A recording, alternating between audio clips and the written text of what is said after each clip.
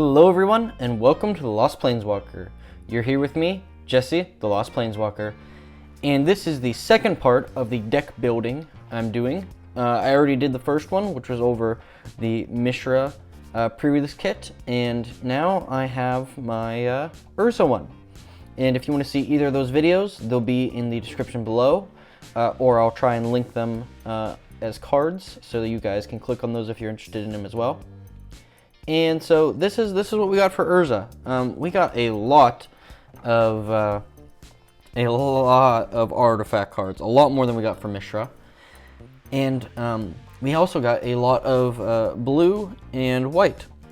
You know, so I'm kind of split. Just like the Urza deck, I want to kind of do this flavored. Urza is more of a blue-white, so all these two-color cards and all of these green, red, and black I'm going to take out. They just don't fit the flavor for what I'm going for, even though there's some good cards in there. I think I have better cards than white and blue anyways, especially for artifacts. So, yeah, let me clean this up, and I will we'll kind of go through like I did the last one, and you know, early on kick out some of these cards I don't think are going to be good and leave some that I think are.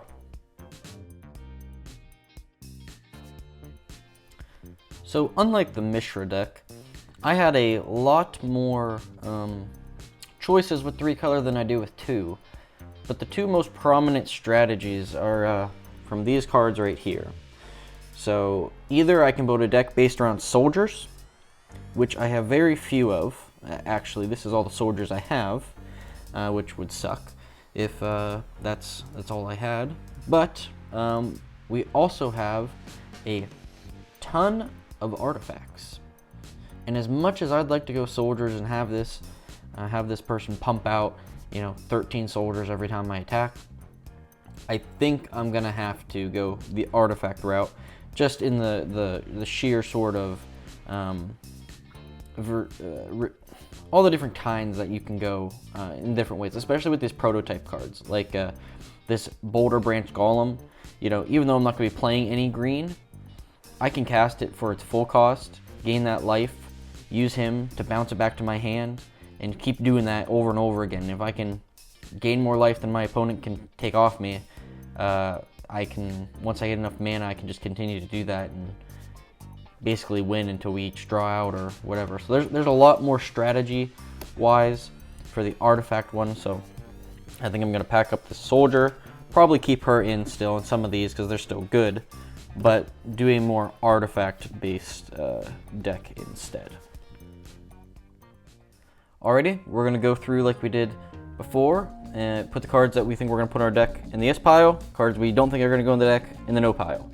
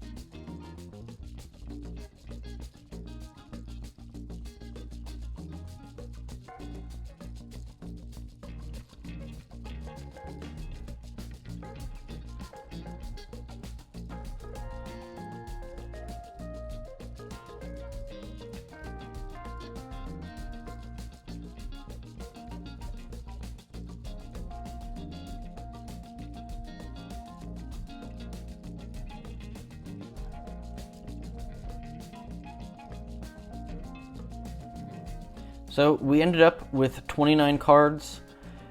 A lot of artifact cards, obviously. a lot of white, some blue. So I think the goal now is to slim down to 23.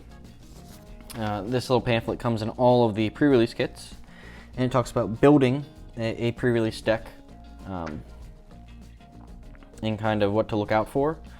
So we need about 23 cards in total, about 17 lands for 40 cards. So we're gonna finish cutting that down right now. Alrighty, well, I'm just about done with our final cuts here, and here's what we got left. I chose to remove this Collis Rock. It's very cool, flash flying, and it creates a tap Power Stone, which would be good for casting our artifact spells. It just costs 5, and it's kind of expensive. I'd much rather cast, you know, one of our other actual artifact creatures for that. So that's why that made the cut. Military Discipline's not really good enough. I mean, it gives something first strike and +1/+0, but that's not that big of a deal. Deadly Respite, I'm not 100% certain of.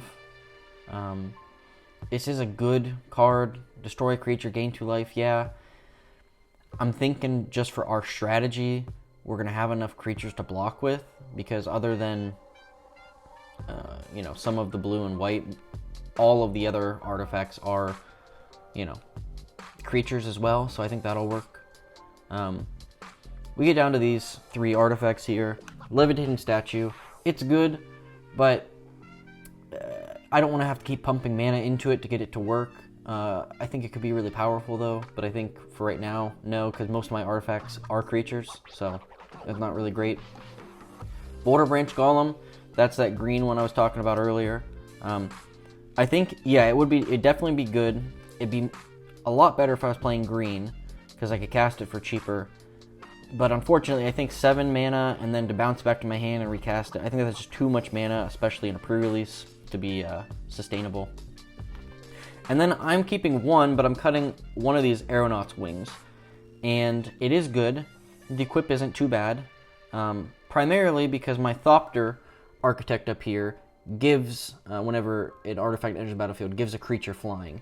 So I think keeping one of them in there is good, but I think that, you know, all of my bigger creatures as they come out and I cast them, they're not going to need, you know, to equip this if I can already give them flying and swing in for the win.